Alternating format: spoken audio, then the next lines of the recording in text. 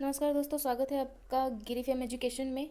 तो आज का लेसन स्टार्ट करने से पहले मैं पिछले लेसन में मैंने कुछ सवाल पूछे थे। फ्रांस के राष्ट्रपति कौन है, असम के गवर्नर और सीएम कौन है। आई होप आपने गूगल किया होगा और कमेंट बॉक्स में अगर नहीं किया गूगल तो करके आप लिख दीजिए, नहीं तो मैं बता देती हूँ, इसे याद कर लेना। फ्रांस के राष्ट्रपति हैं इमैनुअल मैक्रोन। असम के सीएम हैं सर्बानंदा सर्बानंदा सोनोवाल। और गवर्नर है जगदीश मुखी। तो आई होप कि आपने गूगल कर लिया होगा, बट नहीं किया तो मैंने आज बता दिया है, इसे आप याद कर लेना। चलिए आज के लेसन को स्टार्ट करते हैं। महाराष्ट्र की स्मार्ट सिटी ग्राम योजना का नाम बदलकर किसके नाम पे रखा जाएगा? तो महाराष्ट्र का ग्राम सिटी योजना को बदल के आर पाटिल के नाम पे रखा जाएगा। एशियन डेवलपमेंट बैंक ने प्रेस के नए प्रेसिडेंट दिसंबर 2019 में कौन बने हैं? तो ये है मसात्सुगु असाकावा, ये नए प्रेसिडेंट बने हैं। इसरो का तीसरा लॉन्च पैड कहाँ बन रहा है? इसरो का तीसरा लॉन्च पैड बन रहा है कुलशेखर पट्टिनम, टूटीकोरिन में है ये। ऑडिबल सुनो नाम का एक मोबाइल ऐप है, जिसे कौन सी कंपनी ने लॉन्च किया है? इसे लॉन्च किया है अमेजन ने। यहाँ पे आप सारे डॉक्यूमेंट को जो भी लिखा है उसे आप रिकॉर्डेड फॉर्म में सुन सकते हो। कोई भी किताब है जिसे आप सुन सकते हो, किसी भी काम को करते वक्त आप किताब की सारी लाइन बाय लाइन स्टेटमेंट आप सुन सकते हो। इसरो ने कौन सा अर्थ ऑब्जर्वेशन सैटेलाइट दिसंबर 2019 में सक्सेसफुली लॉन्च किया था? इसरो ने अर्थ को ऑब्जर्व करने के लिए एक सैटेलाइट लॉन्च किया है दिसंबर 2019 में। उसका नाम क्या है? यह है रिटसेट 2BR1। इसको लेके जो उड़ा था रॉकेट, उसका नाम है PSLV C48। सी मतलब कनाडा 48। PSLV C48 नामक रॉकेट इसको लेके उड़ा। और लॉन्च पैड का नाम क्या था, सैटेलाइट का नाम क्या था, सॉरी, सक्सेसफुली लॉन्च किया उसका रिटसेट 2BR1 था।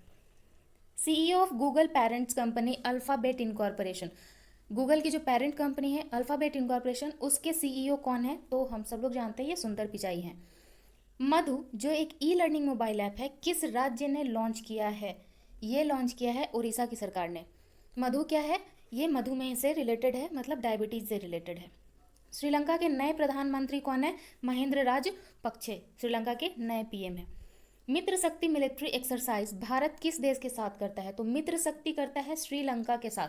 भारत मित्र शक्ति नाम का मिलिट्री एक्सरसाइज है, ये करता है श्रीलंका के साथ। 50वां international film festival of India किस राज्य में हुआ? तो 50वां इंटरनेशनल फिल्म फेस्टिवल है ये हुआ था गोवा में। एशियान तीरंदाजी प्रतियोगिता कहाँ हुई थी? एशिया की तीरंदाजी प्रतियोगिता हुई थी बैंकॉक में। मलेशिया के नए प्रधानमंत्री कौन है? तो मलेशिया के नए प्रधानमंत्री हैं मुहिद्दीन यासीन। मुहिद्दीन यासीन। मलेशिया के राजा कौन है? सुल्तान अहमद शाह। प्रधानमंत्री हैं मुहिद्दीन यासीन और राजा हैं सुल्तान अब्दुल्ला सुल्तान अहमद खान। मलेशिया की राजधानी है कुआलालंपुर। हेडक्वार्टर है कुआलालंपुर किसका?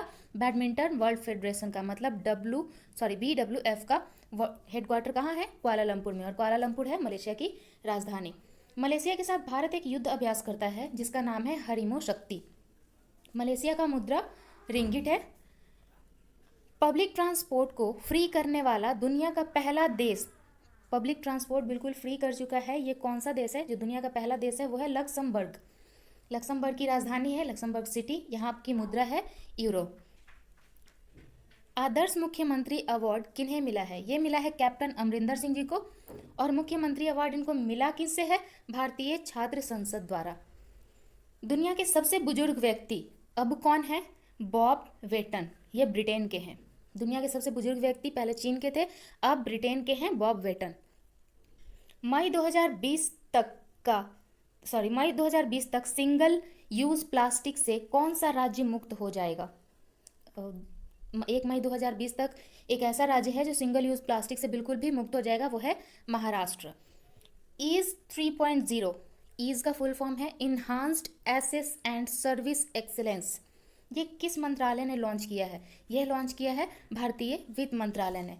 भारतीय वित्त मंत्रालय ने ईज 3.0 लॉन्च किया है। ईज का फुल फॉर्म है enhanced access and service excellence.